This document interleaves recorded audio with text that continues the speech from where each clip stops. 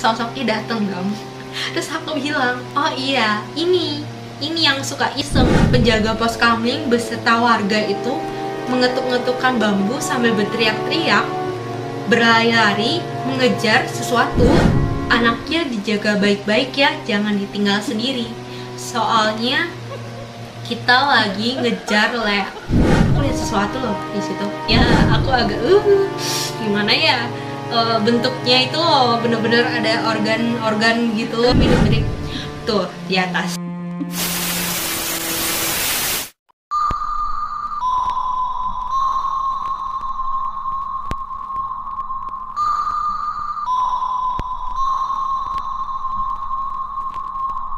Next, part yang ketiga, Surabaya 2009.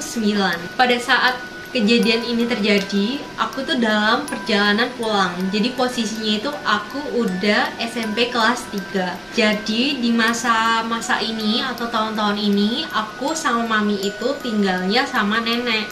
Sedangkan papi itu lagi kerja di luar kota. Nah, pada saat aku pulang ini, tiba-tiba aku lihat ada satu rumah yang dikerumunin sama warga sekitar, dan aku dengar ada suara perempuan yang sedang menangis gitu. Aku nggak tahu kenapa, cuman kan pada saat itu rame, jadi ya aku sempat melihat sekilas. Waktu itu aku nggak berhenti dan aku terus berjalan menuju rumah. Pas aku sudah sampai rumah, aku kan ketemu mami sama nenek. Nah, aku langsung tanya, kayak itu tetangga itu, kita sebut aja ibu tetangga sebelah itu namanya Ibu Lala. Aku tanya lah, Mih, kok si Bu Lala itu nangis-nangis dikerumunin sama orang-orang sih? Emangnya ada apa? Mami bercerita lah. Aku nggak akan ceritain di episode ini secara detail apa yang terjadi, karena itu akan aku ceritain di satu episode. Soalnya dia itu berkaitan dengan beberapa hal lain. Tapi secara garis besar berhubungan dengan bayi, sosok anak-anak, dan darah. Dan pokoknya pada saat itu hebohlah tetangga sekitar. Intinya Bu Lala ini melihat sosok, ya. Kalian paham kan? Kalian ingat ya, bayi, anak kecil, dan darah. Di masa-masa ini, mami sama nenekku itu udah tahu ya kalau aku bisa melihat. Mereka sudah bisa menerima, mereka juga sudah bisa memastikan kalau emang aku tuh bisa melihat, bukan kayak ya halusinasi atau semacamnya. Terus bertanyalah mereka kayak emang iya ya ada sosok ini. Dan kebetulan sosok ini emang sering keluar masuk rumah kita. Dan pada saat mami bertanya, sosoknya dateng dong. Terus aku bilang, oh iya, ini yang suka iseng, ini ada di sini sebelah aku. Dan ya itu nanti aja ya aku akan ceritain. Yang jelas nenekku tuh langsung takut dan langsung pergi, gak mau berada di sekitar situ. Tapi mami tetap stay sama aku karena aku menyuruh sosok ini pergi, dan akhirnya dia pergi. Dan pada saat sosok itu udah pergi, tiba-tiba mami bilang dong, kamu tahu nggak, dulu ada sebuah kejadian yang menggemparkan di rumah lama kita yang ada di Bali. Sepanjang yang aku ingat, ini adalah pertama kalinya mami cerita soal hantu, dan kayak lumayan detail gitu. Kalian mau tahu ceritanya kayak apa? Yuk kita masuk ke periode keempat atau part 4, Denpasar tahun 1994.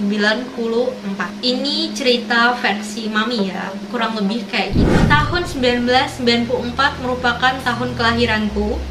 Di saat kejadian ini terjadi, pada saat itu aku bisa dibilang masih merupakan bayi merah.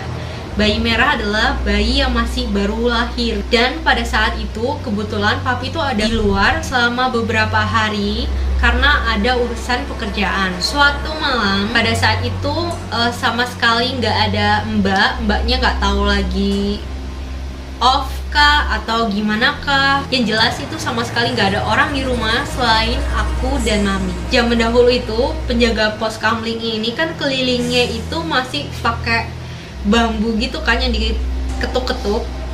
Dan suatu malam ini ada adegan dimana para penjaga pos kamling beserta warga itu mengetuk-ngetukkan bambu sambil berteriak-teriak, berlari-lari mengejar sesuatu. Jadi mami itu dalam posisi mengintip di jendela, lalu melihat orang-orang itu berlari-lari malam-malam terus mengejar-ngejar sesuatu.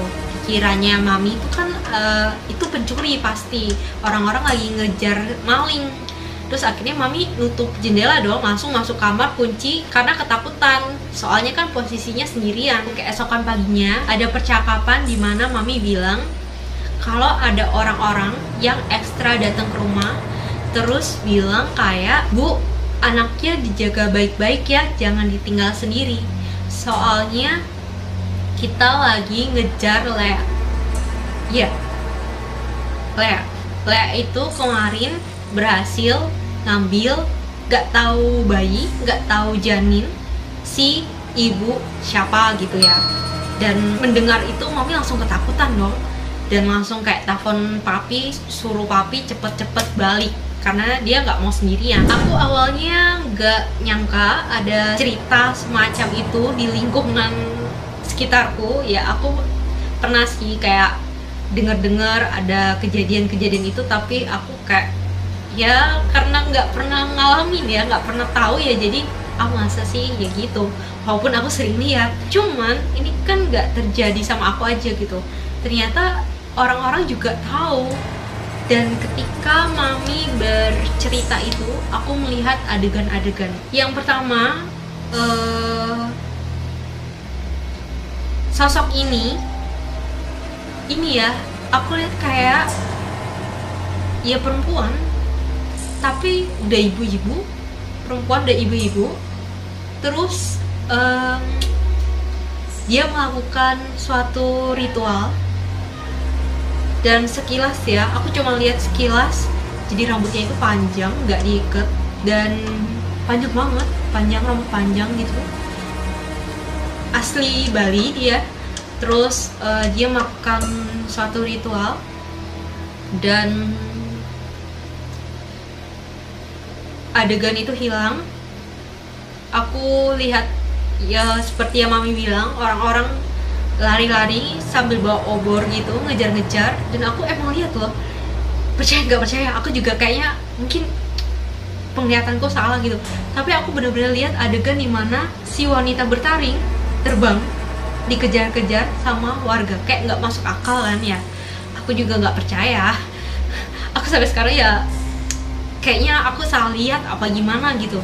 Tapi ya aku emang ketika mami cerita, aku memang lihat adegan-adegan itu. Dan ketika ada adegan kejar-mengejar itu, mereka kan bawa obor sambil ketuk-ketuk bambu, punya sebutan kayak ya Lea gitu, tapi ada namanya loh. Jadi mereka itu sudah sudah termindset bahwa Lea itu pasti si ibu ini, paham nggak? Jadi ibu ini memanglah terkenal di daerah itu bisa melakukan gitu ya, dia punya ilmu gitulah ya. Dan nggak tahu gimana, nggak tahu apa yang terjadi, nggak tahu apa yang terungkap. Aku lihat sesuatu loh di situ. Gimana ya? Nggak tahu apa yang terjadi, nggak tahu apa yang terungkap, sehingga orang-orang itu bisa mengatakan bahwa Lea itu si ibu itu. Kayak ajaib banget kan? Untungnya aku nggak mau inget namanya. Aku nggak inget namanya, tapi aku lihat adegan orang-orang teriak-teriak dan panggil namanya. Tuh, kenapa aku jadi logatku jadi keluar.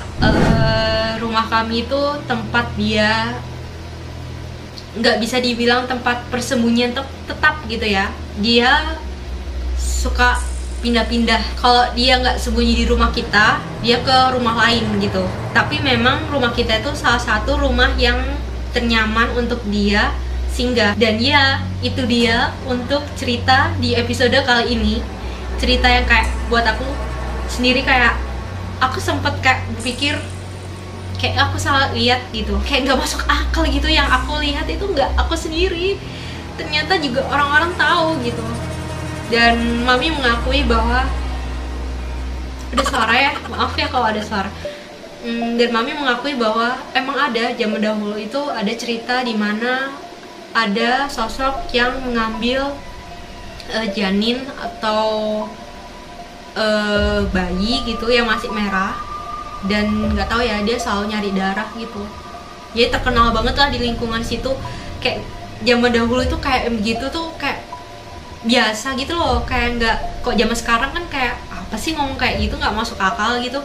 Tapi kalau zaman dulu itu kata mami orang-orang percaya gitu, dan orang-orang lihat gitu, sudah yakuin lah ya. Dan ya itu dia untuk episode kali ini. Aku nggak tahu apa kalian suka dengan ceritanya, apa kalian takut. Aku sih agak aku agak gimana ya, bentuknya itu loh bener-bener ada organ-organ gitu loh. Aku nggak ini sih, kalau aku boleh memilih aku nggak mau lagi lihat yang kayak gitu.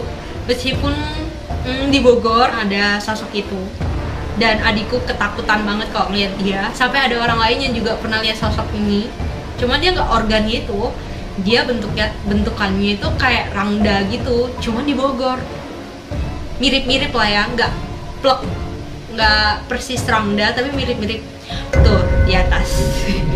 Udah diam dulu kamu ceritain, seneng kan? Udah merinding, aku merinding. Udah, bentukannya tuh kayak rangda gitu, jadi bukan organ, dia benar-benar full kayak orang, tapi dia berbulu, terus dia punya lidah tuh kecil gitu tapi memanjang panjang gitu, dan tangannya itu kukunya panjang. Seneng ya kamu diceritain ya, kukunya panjang banget, dan suka menari, dia suka gini, suka merayap gitu ya. Senang dia diceritain. Ada begitu banyak sebutan untuk hantu dengan jenis ini. Beda daerah, beda nama. Ada yang menyebutnya sebagai leak, ada yang menyebutnya sebagai kuyang, ada yang menyebutnya sebagai palasik, dan sebagainya. Kalau kalian menyebutnya sebagai apa? Komen di bawah ya. Oke love, aku mohon maaf kalau ada salah-salah kata. So I love you guys. Thank you so much for watching, and I'll see you in the next video. Bye.